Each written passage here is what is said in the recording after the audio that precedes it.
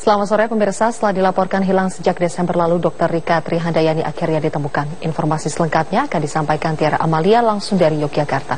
Tiara, bisa diceritakan bagaimana akhirnya Dr. Rika ditemukan dan di mana keberadaannya sekarang?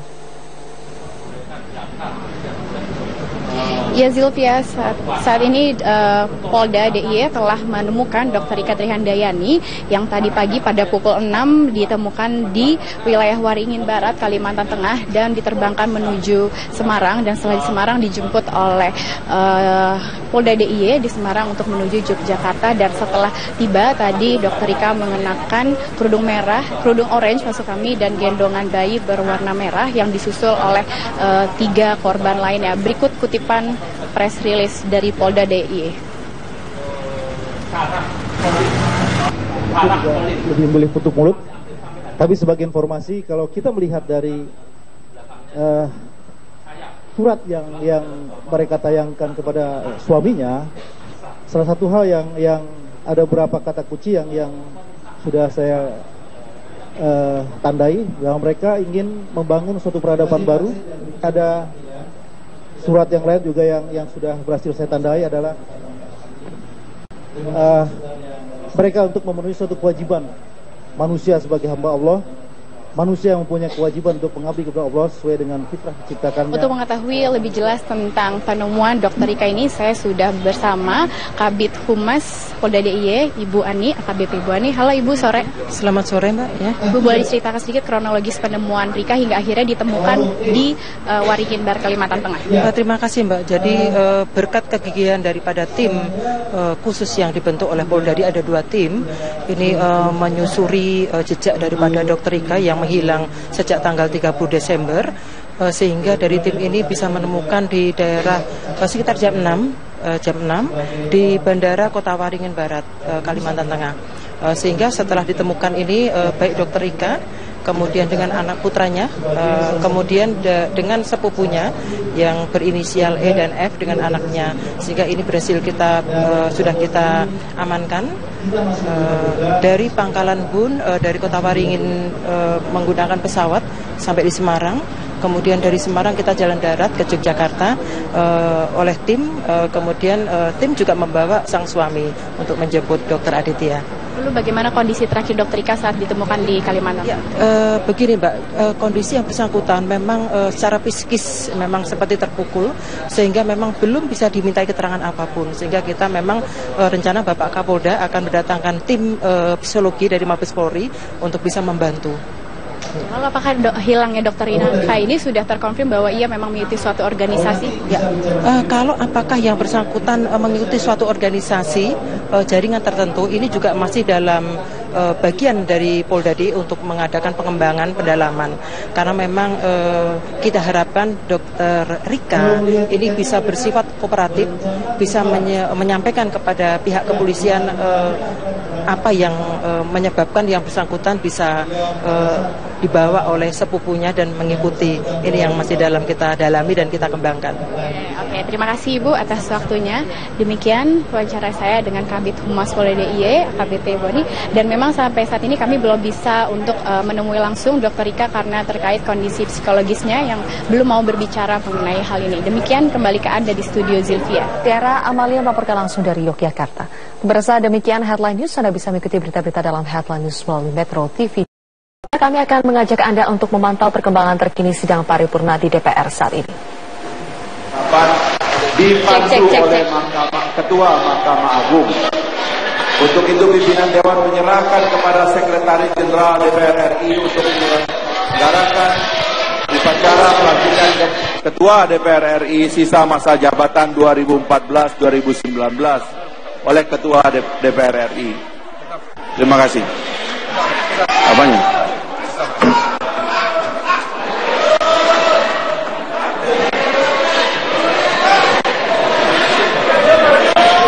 Demikianlah seluruh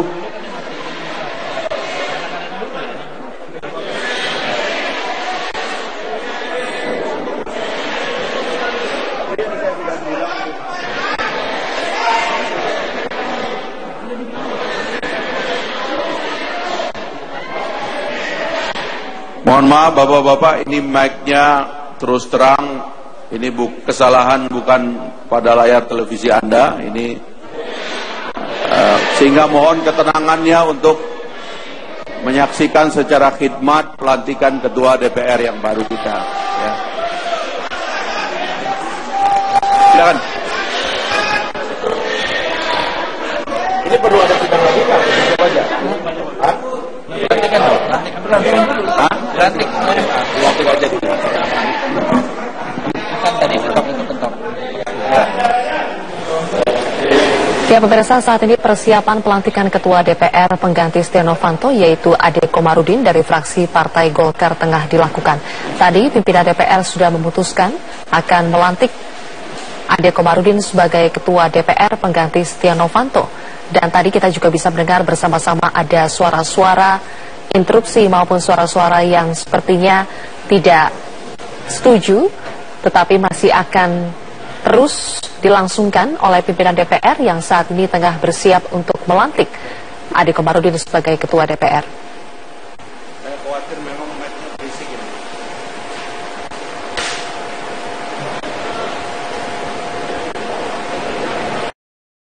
Dari Golkar kubu Agung Laksono, karena kubu Agung Laksono juga mengajukan pengganti Setia Novanto yaitu Agus Gumiwang, dan mereka memprotes karena menganggap bahwa penunjukan atau kesepakatan pelantikan Ade Komarudin tidak mendapatkan persetujuan dari Golkar kubu Agung Laksono, bahkan tidak dibahas dalam sidang paripurna ini. Rekan-rekan, saat ini perwakilan dari fraksi Demokrat Ruhut Sitompul sedang menyampaikan pandangannya. Kawan-kawan, tolonglah kita hormati sahabat-sahabat kita partai lain. Mereka lagi ada masalah, kenapa? Kita nggak sabar. Kita percayakan kepada Fadli John, kepada Fahri Hamzah, kepada Pak Agus, Pak Taufik sementara. Jangan kita memaksakan kehendak, itu nggak baik. Ya, jangan kita manipulasi. Saya mohon, tolong kawan-kawan, mau nggak lembaga kita ini dihormati? Kalau kita begini terus, kita hormatilah. Apalagi sahabat kita PDI Perjuangan juga sudah memohon. Mereka lagi rakernas. Tolonglah, please. Mau kemana kalian semua? Malu aku jadi anggota DPR. Saya Ruhut Poltak Sitompul, fraksi Partai Demokrat, Dapil Sumut 399. Terima kasih.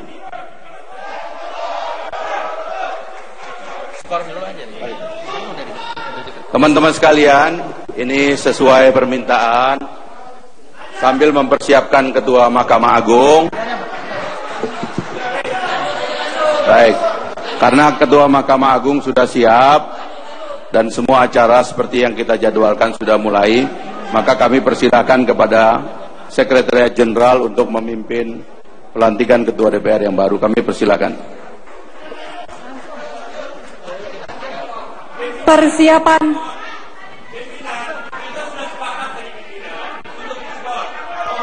Baik, begini. Ini ada permintaan kita skor sebentar. Tapi kan ini Ketua Mahkamah Agung sudah siap. Baik, kalau ada yang mau kita skor sebentar, kami mohon kepada Bapak Ketua Mahkamah Agung untuk tidak berpindah tempat. Kita bicara sebentar dengan Ketua DPR baru di belakang layar ini, ya, di ruang lobi sebentar. Tapi mohon yang lain, mungkin para pimpinan fraksi silakan bergabung di belakang dengan pimpinan Dewan dan Ketua DPR yang baru. Kita duduk di belakang sebentar, 10-15 menit, lalu kita kembali ke sini. Tapi mohon jangan keluar dari ruangan. Kami mohon sekali, ya. Bagaimana? Nah, ini Bapak-bapak Ibu sekalian, ini permintaannya dilanjut ini. Jadi begini aja, ya, begini usul saya. Kita lanjutkan setelah ini pimpinan Dewan yang baru dengan semua ketua fraksi kita ngumpul di belakang. Termasuk teman-teman tadi yang interupsi. Terima kasih ya. Baik. Kami persilakan kepada Sekretariat Jenderal.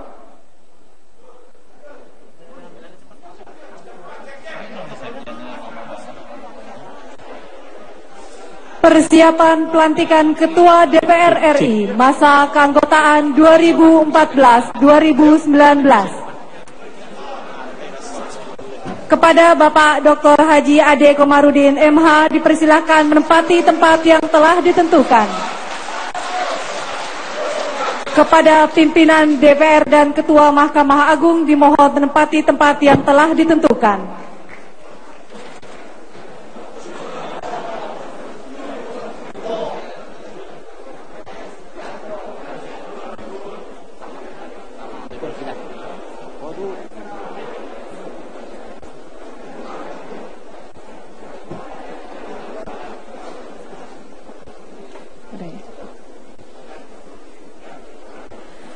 Upacara pelantikan Ketua DPR RI masa keanggotaan 2014-2019 dimulai. Diawali dengan pembacaan keputusan Dewan Perwakilan Rakyat Republik Indonesia.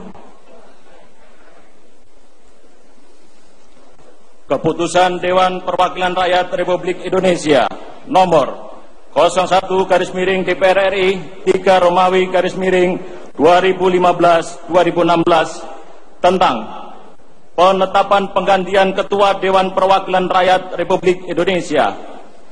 Dewan Perwakilan Rakyat Republik Indonesia membaca dan seterusnya, menimbang dan seterusnya, mengingat dan seterusnya, memperhatikan dan seterusnya, memutuskan, menetapkan penetapan penggantian Ketua Dewan Perwakilan Rakyat Republik Indonesia. Pertama, menetapkan penggantian Ketua Dewan Perwakilan Rakyat Republik Indonesia dari fraksi Partai Golongan Karya, yaitu Dr. Haji Ade Komarudin MH, nomor anggota A261, menggantikan Dr. Andes Setia Novanto AK, nomor anggota 300. Kedua, susunan pimpinan Dewan Perwakilan Rakyat Republik Indonesia masa keanggotaan tahun 2014-2019 menjadi sebagai berikut. Ketua, Dr. Haji Ade Komarudin MH, nomor anggota 261, fraksi Partai Golongan Karya. Wakil Ketua, Fadli John SS MSc, nomor 347, fraksi Partai Gerindra. Wakil Ketua, Dr. Agus Hermanto, nomor 423, fraksi Partai Demokrat. Wakil Ketua, Insinyur Taufik Kurniawan MM, nomor 482, fraksi Partai Amanat Nasional. Wakil Ketua, Fahri Hamzah, nomor 118, fraksi Partai Keadilan Sejahtera. Ketiga, keputusan ini mulai berlaku pada tanggal ditetapkan di Jakarta pada tanggal 11 Januari 2016. Pelaksana tugas Ketua tertanda Fadli John SS MSc. Rohaniwan dipersilakan menempati tempat yang telah ditentukan.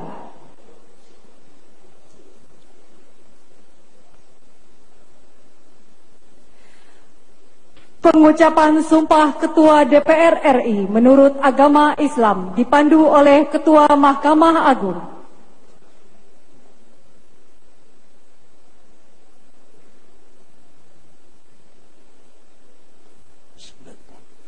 Sebelum memangku jabatan Ketua Dewan Perwakilan Rakyat, saudara wajib bersumpah menurut agama Islam. Apakah saudara bersedia? Bersedia. Patut saya ingatkan bahwa sumpah yang akan saudara ucapkan mengandung tanggung jawab terhadap bangsa dan negara Republik Indonesia. Tanggung jawab memelihara dan menyelamatkan Pancasila dan Undang-Undang Dasar Negara Republik Indonesia tahun 1945. Sumpah ini adalah janji terhadap Tuhan Yang Maha Esa dan manusia yang harus ditepati dengan segala keikhlasan dan kejujuran. Saya harap saudara mengikuti dan menirukan kata-kata saya dengan hikmat. Demi Allah saya bersumpah. Demi Allah saya bersumpah. Bahwa saya akan memenuhi kewajiban saya. Akan memenuhi kewajiban saya. Sebagai Ketua Dewan Perwakilan Rakyat. Sebagai Ketua Dewan Perwakilan Rakyat. Dengan sebaik-baiknya. Dengan sebaik-baiknya. Dan seadil-adilnya. Dan seadil-adilnya. Bahwa saya akan memegang teguh Pancasila. Akan memegang teguh Pancasila. Dan menegakkan Undang-Undang Dasar. Dan menegakkan Undang-Undang Dasar. Negara Republik Indonesia. Negara Republik Indonesia. Tahun 1945. Tahun 1945. Serta peraturan perundang-undangan. Serta peraturan perundang-undangan. Bahwa saya akan menegakkan kehidupan demokrasi. Akan menegakkan kehidupan demokrasi. Serta berbakti kepada bangsa dan negara. Serta berbakti kepada bangsa dan negara. Bahwa saya akan memperjuangkan aspirasi rakyat yang saya wakili. Aspirasi rakyat yang saya wakili. Untuk mewujudkan tujuan nasional. Untuk mewujudkan tujuan nasional. Demi kepentingan bangsa. Demi kepentingan bangsa. Dan negara kesatuan Republik Indonesia. Dan negara kesatuan Republik Indonesia. Persiapan penandatanganan berita acara sumpah.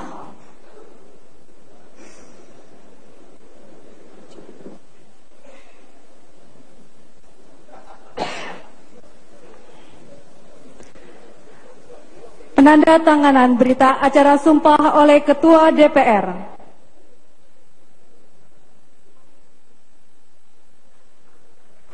Rohaniwan.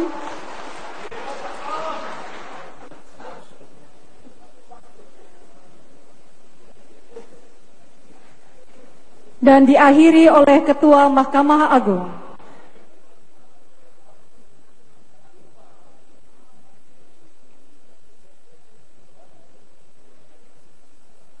Hari kedua rapat kerja nasional PDI Perjuangan berbagai agenda dilakukan seperti rapat komisi.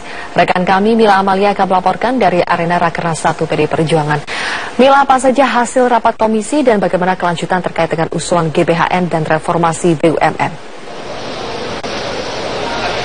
Ya, Julfa, hingga saat ini beberapa bahasan yang kemarin sempat dibahas ini masih dalam tahap pembicaraan di sidang-sidang di 4 komisi yang ada di dalam Rakernas pertama PDIP ini.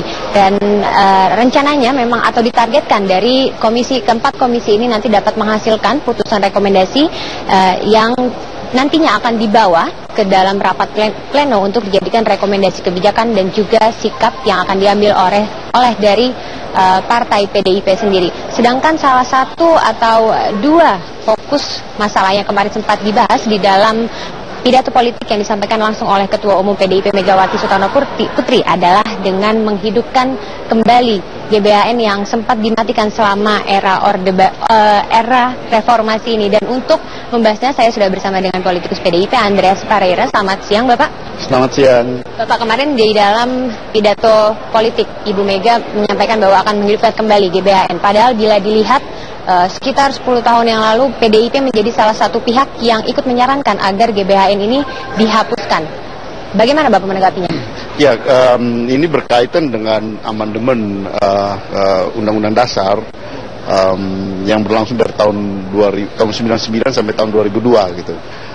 Terutama pada tahun 2002 yang menyangkut hak dan wewenang MPR untuk memutuskan tentang GBHN. Nah, saya kira poin inilah yang menjadi poin krusial di dalam bagaimana kita kembali mempunyai haluan negara. Karena di sini sebenarnya ada dua persoalan. Persoalan pertama itu adalah perlu atau urgensi adanya haluan negara. Dan persoalan yang kedua adalah persoalan yang menyangkut perubahan dan perbaikan sistem ketatanegaraan kita. Dan ini berkaitan satu sama lain gitu. Perbaikan sistem ketatanegaraan kita ini dimaksudkan untuk adanya suatu lembaga yang mempunyai otoritas tertinggi yang kemudian memberikan wewenang. Yang diberikan wewenang untuk memutuskan. Kenapa? Karena haluan negara itu harus mengekspresikan kehendak seluruh bangsa, bukan ekspresi dari kehendak individual atau partai tertentu gitu. Karena inilah yang terjadi selama ini gitu. Kita berhadapan dengan individualisme yang makin mengental, yang masuk di dalam sistem pemerintahan kita, yang notabene yang presidensial ini gitu. Jadi bagaimana ini sistem yang presidensial ini berjalan dengan haluan negara yang diputuskan secara konsensus gitu. Baik Pak, bila dilihat kemarin Ibu Mega dalam pidato politiknya juga sempat mengkritik kinerja dari BUMN sendiri. Apakah itu menjadi salah satu bentuk intervensi dari PDIP sebagai partai pengusung kepada Presiden Jokowi untuk mereshuffle atau merombak dari kabinet kerja termasuk Ibu Rini sendiri? Kalau kritik terhadap pemerintahan itu kan bisa berlangsung atau bisa datang dari mana-mana gitu. Rakyat, LSM, wartawan bisa kritik, kenapa partai politik, kenapa Ibu Mega tidak boleh kritik gitu. Karena PDI Perjuangan kan partai pengusung utama gitu. Jadi sangat wajar dan memang pada tempatnya kalau Ibu memberikan kritik gitu. Karena kita ini partai pengusung pemerintahan ini gitu.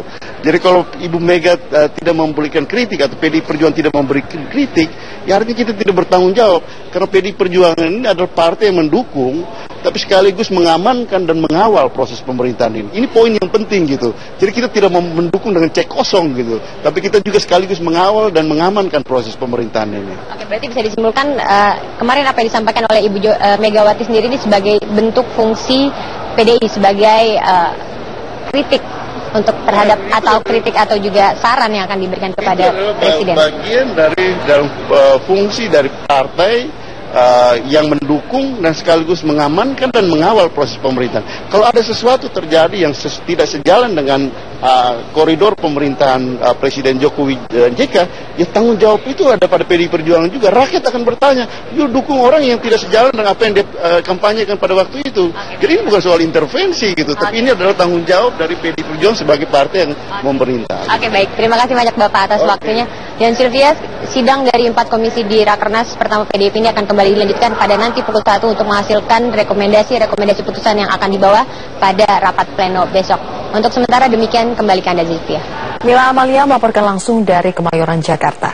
Perdana DPR selama masa reses akhir tahun digelar hari ini. Salah satu agendanya adalah pelantikan Ketua DPR pengganti dari fraksi Golkar, yaitu Ade Komarudin yang menggantikan Setia Novanto.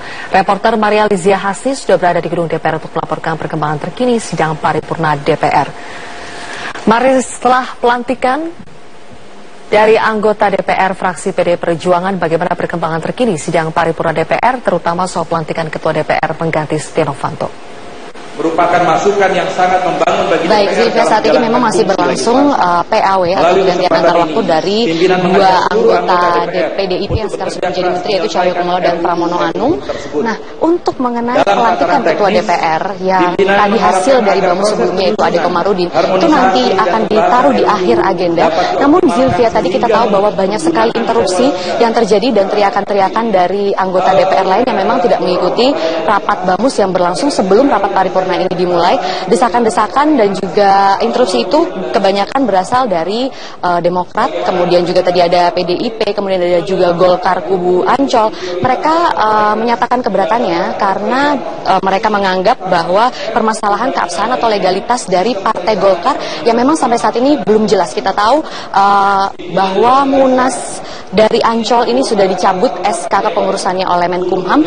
Kemudian untuk Munas Bali sendiri itu sudah selesai pemberlakuannya sejak tanggal 31 Desember lalu, sehingga para anggota DPR yang tadi menyatakan interupsinya ini menginginkan permasalahan internal dari Partai Golkar ini diselesaikan terlebih dahulu, baru nantinya akan dipilih atau dilantik Ketua DPR yang memang sampai saat ini masih menjadi hak dari Partai Golkar. Dan juga Sylvia, ini memang masih menjadi perdebatan dan polemik. Tadi saya juga sempat menghubungi pengamat politik Yunarto Wijaya. Ini yang mengatakan, yang menilai bahwa ketidaksahan partai ini bukan bukan menjadi pengaruh sehingga seharusnya pertikaian partai tidak mempengaruhi pemilihan ketua DPR meskipun orang tersebut merupakan kader dari partai yang sedang dalam polemik atau dualisme tersebut. Dan ini tadi juga Zilvia masih menjadi perdebatan dari anggota-anggota DPR yang lain karena kita tahu bahwa prolegnas DPR ini masih rendah di tahun 2015 dan ada tuntutan memang dari masyarakat untuk mendesak atau perubahan pola kerja DPR sehingga pelantikan ketua DPR ini kalau terus tertunda akan mempengaruhi pola kerja DPR. Dan ini saat ini sedang berlangsung, Zilvia, adalah pidato dari pimpinan DPR yang dalam hal ini PLT pimpinan DPR yang dalam hal ini diwakili oleh Fadlizon. Dan ini membacakan mengenai apa saja undang-undang yang sudah kemarin disahkan oleh DPR RI.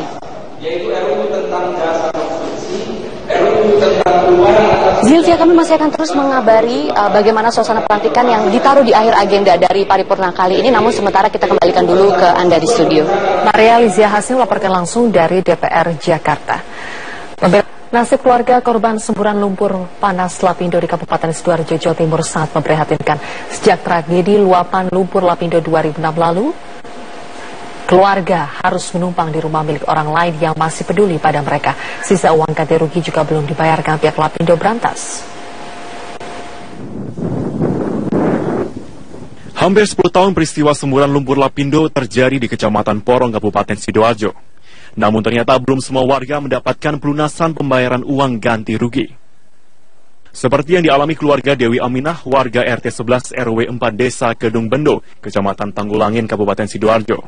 Namun saat uang ganti rugi belum dilunasi pihak Lapindo, Dewi Aminah sudah meninggal dunia tahun 2013 lalu. Supiati, anak almarhumah Dewi Aminah, sudah 3 tahun ini menumpang di rumah sederhana bersama suami dan 3 anaknya di Desa Kali Tengah, Kecamatan Tanggulangin. Kondisi rumah yang dipinjamkan ini sangat memprihatinkan. Namun setidaknya bisa digunakan Supiati dan anak-anaknya untuk berteduh dari terik matahari dan guyuran hujan. Ironisnya lagi, uang senilai 40 juta rupiah yang terdapat di rekening bank tidak dapat diambil karena rekening bank atas nama ibunya yang meninggal dunia. Sementara sisa uang ganti rugi yang belum dibayarkan oleh Lapindo masih ada sekitar 38 juta rupiah yang harus dibagi kepada 7 anggota keluarga. 40 itu nggak bisa diambil? Enggak. Karena atas nama ibu ya, ibu udah meninggal. Iya, ibu udah.